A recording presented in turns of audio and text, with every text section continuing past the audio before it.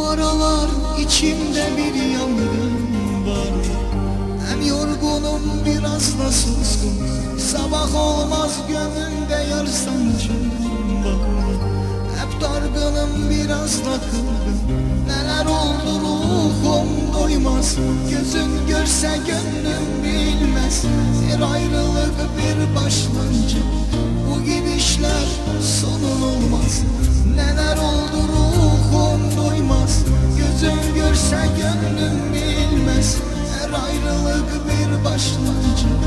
Bu gidişler sonun olmaz ya. Ama dön desen, seviyorum seni gel desen.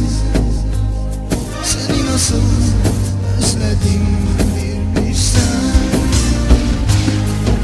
Ama dön desen, seviyorum seni gel desen. Seni nasıl özledim bir bilsen.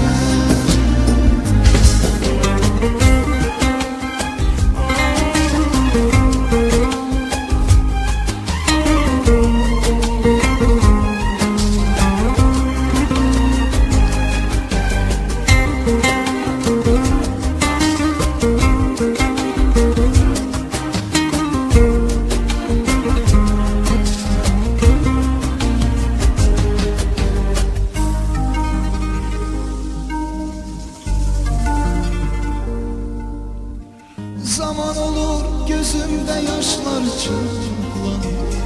Kah akarlar kah durur. Bir an olur dilimde sözler var. Ben aşk denen hüzünden olurlar. Neler oldu ruhum duymaz. Gözüm görse gönlüm bilmez. Her ayrılık bir başlangıç. Bu girişler sonun olmaz. Neler oldu ruhum duymaz. Gözüm görse gönlüm bilmez. Her ayrılık bir başlangıç. Bu gidişler sonun olmaz ya.